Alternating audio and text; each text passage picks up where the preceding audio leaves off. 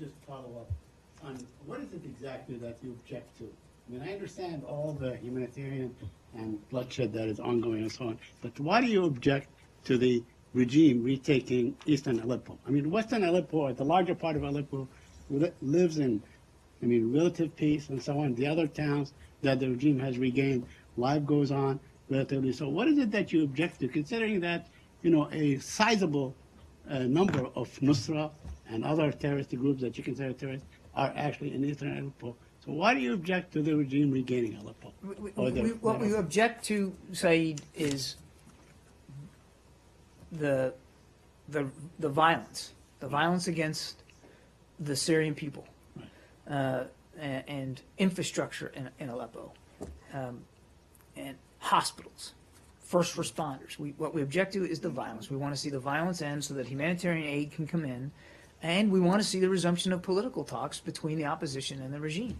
And we've long said, and yes, I recognize that back in February when we achieved an ISSG agreement on the cessation of hostilities, and what we saw for a couple of months after that was a dramatic reduction in violence, something on the order of 70–80% based on how you measure it. So it's possible to get there, and what we said back then was that we didn't want to see the regime taking or retaking additional territory. We wanted a freeze on the hostilities. So that's what we're after here. And I think, you don't have to take my word for it, you can look at media coverage of what's going on in Aleppo, that efforts by the regime to retake a block, a street, a building, a part of the city, east, west, it doesn't matter, any effort is obviously going to lead to more violence and more death for the Syrian people. So just to be clear, you believe that the regime, by not taking eastern Aleppo, they will be placed in a more, let's say, flexible negotiating position for the future? Is that it? Who will be put in a more the flexible? Regime? Do you think that they will be more flexible in terms of negotiating? I can't get inside the head of Bashar al-Assad.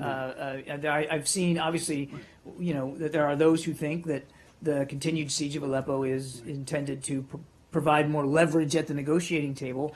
Our view is that that's a false narrative, that all the siege of Aleppo is going to continue to do is inspire the opposition to fight back even harder and make it that much more difficult for anybody to agree to a cessation of hostilities and to get us to political talks. Okay, so I just want to understand the sharing, let's say, of power in Aleppo, you know, the eastern side being controlled by the opposition and the western side being controlled by the regime, is more conducive to a negotiated settlement? Is that what you think? I didn't say that, and I'm not parsing East Aleppo or West Aleppo. We're talking about the entire city of Aleppo here. That's our focus. We're not drawing a line on the map and saying you can have this and you can have that. What we want to see is the siege of Aleppo stop. We want to see the violence stop, and we want to see the aid get in for everybody in Aleppo, regardless of where they live. And maintaining the status quo? Maintaining the current status quo with forces on either side being entrenched where they are? Well, I'm not an expert on what you call the status quo. What we want to see is the siege of Aleppo stop, Saeed, and we want to see aid trucks move in. We don't want to have to see civilians make a difficult choice about whether they should leave or go, or choose between Daesh and the Assad regime. They should be able to live peaceably and in their own town, in their own city. And shouldn't have to worry about barrel bombs dropping from the sky. That's what we want to see. This isn't about, you know, again, I don't know what you mean by status quo. If you mean like as of today, the situation in today, if we're going to start from today, that we would absolutely not consider that a great starting point here. I mean, look at what's going on in the city.